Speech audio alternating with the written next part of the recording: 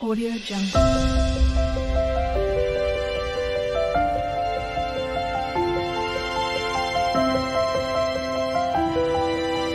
Audio Jungle. Hello friends, कैसे हैं आप सब लोग। आज हम लोग स्वस्थ व्रत में नेचुरोपैथी टॉपिक के अंतर्गत विश्राम चिकित्सा मतलब रिलैक्सिंग थेरेपी के बारे में डिस्कस करेंगे। विश्राम चिकित्सा होती क्या है? तो बेसिकली विश्राम चिकित्सा में जो बॉडी को रिलैक्स करके और सुखपूर्वक आसन पर बैठकर या लेटकर जो अंगों को जो विश्राम दिया जाता है ढीला छोड़ करके, उसे विश्राम चिकित्सा कहते हैं। ठीक है। और आजकल के समय में देखा जाए तो एक्सेसिव वर्कलोड के कारण जो फिज़िकल हेल्थ है लोगों की वो बहुत ख़राब होती है, तो इसमें जो रिलैक्सिंग थेरेपी है वो बहुत काम करती है। इसी से रिलेटेड टॉपिक्स के बारे में हम लोग चर्चा करेंगे। और इसमें सबसे पहले हम लोग देखेंगे इसके परिचय के बारे में कि ये विश्राम चिकित्सा होता क्या है। ठीक है। विश्राम विधि, सही ढंग से विश्राम किस प्रकार से करना चाहिए जिससे शरीर को अधिक से अधिक लाभ हो सके, और विश्राम करने से शरीर में किस प्रकार से कितने फ़ायदे होते हैं, क्या क्या फ़ायदे होते हैं, उसके बारे में भी डिस्कस करेंगे। अगर अभी तक आपने हमारे चैनल को सब्सक्राइब नहीं किया है तो सब्सक्राइब कर लीजिए, जिससे आने वाले और भी वीडियोज़ के नोटिफिकेशन आपको मिलते रहेंगे। आप हमें फेसबुक और इंस्टाग्राम पे भी फॉलो कर सकते हैं। तो चलिए स्टार्ट करते हैं। तो सबसे पहले देखते हैं परिचय, विश्राम चिकित्सा का परिचय। इंट्रोडक्शन के रूप में अगर छोटा सा श्लोक बोलूँगा, सुश्रुत चिकित्सा स्थान के 24वें अध्याय के 78वां श्लोक है कि आस्य वर्ण कफ स्थौल्य सकुमार्य कार्य सुखा। मतलब कि सुखपूर्वक बैठने या विश्राम करने से वर्ण कफ स्थूलता व सुकुमारता आती है। ठीक है। ये हो गया श्लोक। अगर देखा जाए परिचय में, तो विश्राम चिकित्सा भी आकाश तत्व चिकित्सा का ही एक स्वरूप है, और आकाश तत्व चिकित्सा के बारे में हम डिस्कस कर चुके हैं। अगर देखा जाए तो ये उसी का एक रूप है। और आज मानव जीवन दौड़ भाग से भरा है और प्रत्येक व्यक्ति अपने कार्य में लगा है। उसके पास समय ही नहीं है कि वह समय निकालकर थोड़ा सा आराम कर ले। लेकिन वह यह भी भूल गया है कि मशीन भी जो एक निर्जीव रचना है, लगातार काम करते करते थक जाती है, गर्म हो जाती है, और उसे भी बीच बीच में बंद करके उसको आराम दिया जाता है, तभी वह लंबे समय तक सुचारू रूप से काम कर पाती है। अगर ऐसा मशीनों के साथ होता तब मानव, जो कि ईश्वर की बनाई सजीव संरचना है, उसको सुख दुख भूख प्यास व श्रम आदि का ज्ञान होता है, और फिर कैसे बिना विश्राम के वह अपनी संपूर्ण बौद्धिक व शारीरिक क्षमता का लगातार उपयोग कर सकता है। शारीरिक व मानसिक श्रम के बाद कुछ देर विश्राम कर लेने से शरीर में पुनः ऊर्जा का संचार हो जाता है तथा व्यक्ति अपनी संपूर्ण कार्य क्षमता का उपयोग करने के लिए फिर से तैयार हो जाता है। प्रकृति ने भी हमें विश्राम के लिए रात प्रदान की है, और विश्राम को हमारे जीवन में कितनी उपयोगिता है इसको सिद्ध किया कि दिन भर काम करने वाला व्यक्ति रात को विश्राम करता है, और यही उसकी जैविक आवश्यकता भी है। विश्राम का अर्थ अगर देखा जाए तो आलस नहीं है। आलसी व्यक्ति तो कभी कार्य की ओर प्रेरित ही नहीं होते। लेकिन विश्राम की बात की जाए तो विश्राम कर लेने वाला व्यक्ति अपने कार्य की थकान मिटाकर पुनः कार्य में जुट जाता है।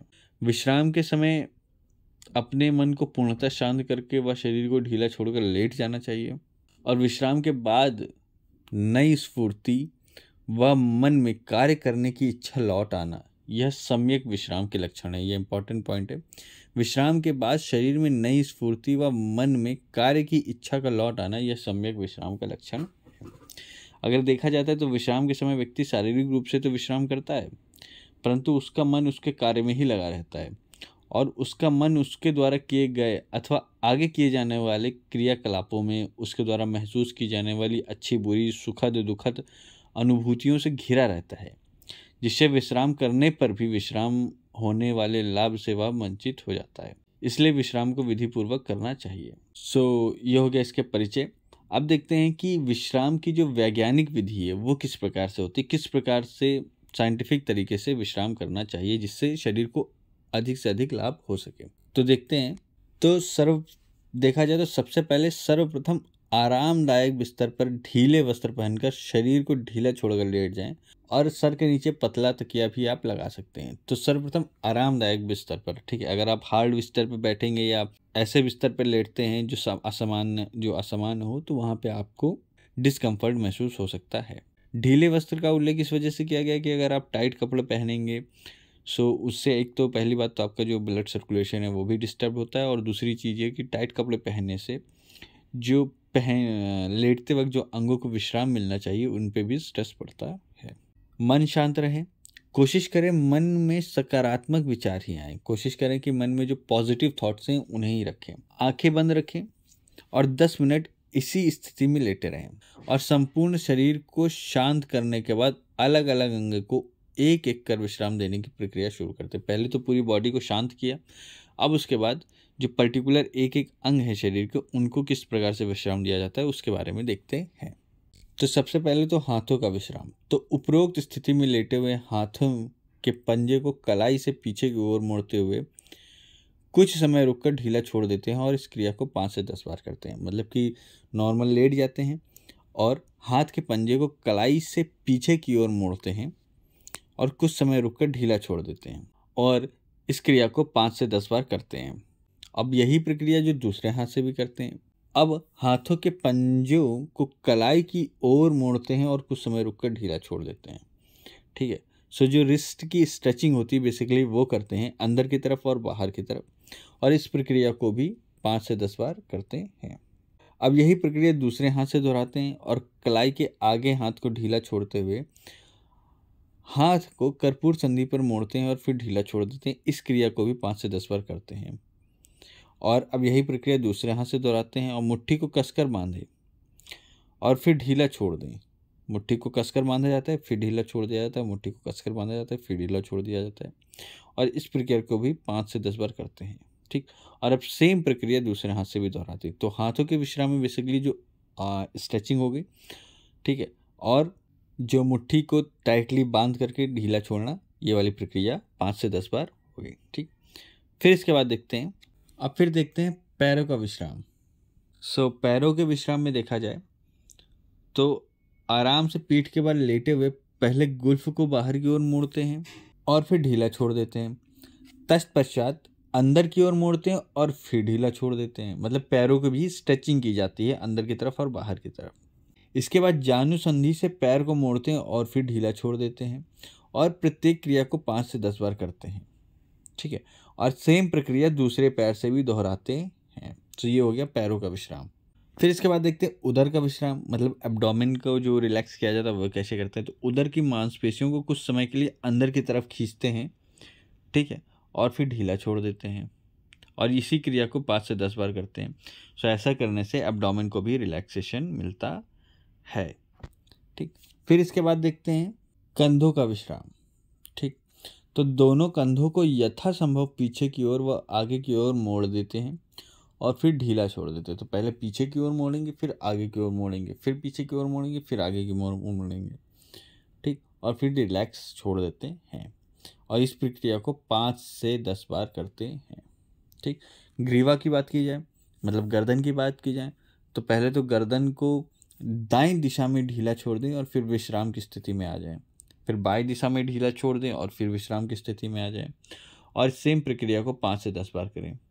अब सेम अगर देखा जाए तो आगे व पीछे की ओर गति दीजिए। ग्रीवा को फिर आगे पीछे करना चाहिए, ठीक है, और फिर कुछ समय रुकते हुए विश्राम की स्थिति में आ जाए और इस प्रक्रिया को भी 5 से 10 बार करना चाहिए। सो इस प्रक्रिया करने से जो गर्दन है वो भी स्ट्रेच होती है और वहाँ की मसल्स भी रिलैक्स होती। अब इसके बाद देखते हैं आँखों का विश्राम।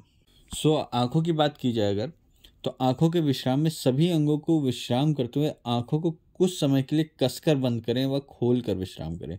सो कस के भींच कर आँखें भींच कर बंद करिए और फिर खोलिए उनको, फिर भींचिए, फिर खोलिए, और इस प्रक्रिया को भी दोहराना चाहिए। अब आते हैं चेहरे के विश्राम, मतलब फेशियल रिलैक्सेशन।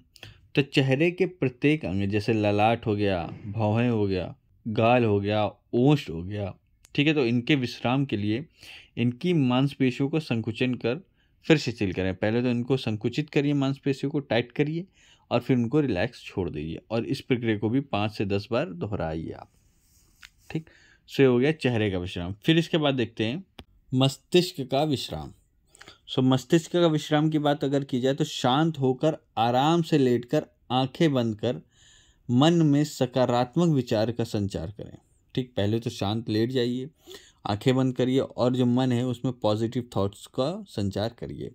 अपने इष्ट में ध्यान केंद्रित कर सकते हैं। ठीक है, इष्ट मतलब कि जो भी भारत में अनेक धर्मों के अनुयायी रहते हैं, ठीक है, मतलब अपने आराध्य या इष्ट पर ध्यान लगाया चाहिए। ठीक, और प्रत्येक अंग के विश्राम के बाद कुछ समय का अंतराल लेकर आराम करें। ध्यान रहे कि श्वसन की गति सामान्य रहे, मतलब कि जो रिस्पिरेटरी रेट है वो नॉर्मल रहना चाहिए। वह चित्त शांत रहे। ठीक है, जो आपका मन है वो भी शांत रहना चाहिए। ठीक है, उसके बाद दूसरे अंगों का भी विश्राम शुरू करें और इसी प्रक्रिया के साथ दूसरे अंगों का भी विश्राम शुरू करते हैं। ठीक, अब इसके फायदे क्या होते हैं वो देखते हैं। तो विश्राम करने से व्यक्ति को शारीरिक व मानसिक बल मिलता है, जिससे रोगों से लड़ने की क्षमता उत्पन्न होती है। अगर आजकल की दौड़ भाग देखी जाए तो दौड़ भाग व तनाव से भरे जीवन में अनुपयुक्त जीवन शैली से उत्पन्न रोग जैसे हाई ब्लड प्रेशर मतलब उच्च रक्तचाप, डायबिटीज़, मधुमेह आदि से व्याधियां बढ़ती जा रही हैं। यदि जीवन से तनाव कम किया जा सके तो इससे व इनसे होने वाले अन्य उपद्रवों से भी बचा जा सकता है।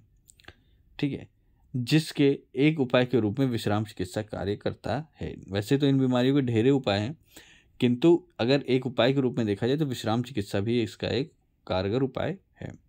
प्राकृतिक चिकित्सक इज़ाक वाल्टन ने कहा है, अपने स्वास्थ्य की ओर देखो, यदि आपके पास है तो ईश्वर को धन्यवाद दो और बड़े विश्वास के साथ उसको महत्व दो, क्योंकि स्वास्थ्य एक वरदान है जो हम नौजवान जीवों के लिए एक ऐसी सौगात है जिसे धन से नहीं खरीदा जा सकता। बहुत ही अमूल्य बात उन्होंने लिखी कि स्वास्थ्य एक ऐसा धन है, एक ऐसी सौगात है जिसको खरीदा नहीं जा सकता। ठीक है, धन से खरीदा नहीं जा सकता है। यदि विश्राम चिकित्सा, जिसको हम अमूल्य चिकित्सा कह रहे हैं, अर्थात इसका हमें कोई मोल नहीं देना, से हमें स्वास्थ्य का लाभ मिल रहा है, तो इस चिकित्सा को आप अपने दैनिक जीवन में आराम से अपना सकते हैं और इसको अपनाना श्रेष्ठ भी बताया गया है। सो ये विश्राम चिकित्सा का लेक्चर भी यहीं पे ख़त्म होता है इसी के साथ। और अगर आपको वीडियो पसंद आई हो, समझ में आई हो, तो वीडियो को लाइक करें, चैनल को सब्सक्राइब करें। अगर किसी प्रकार का लेक्चर के दौरान कोई कन्फ्यूजन है तो आप कमेंट बॉक्स में कमेंट करके पूछ सकते हैं। वीडियो को ज़्यादा से ज़्यादा लोगों में शेयर करें। आप हमें फेसबुक और इंस्टाग्राम पे भी फॉलो कर सकते हैं।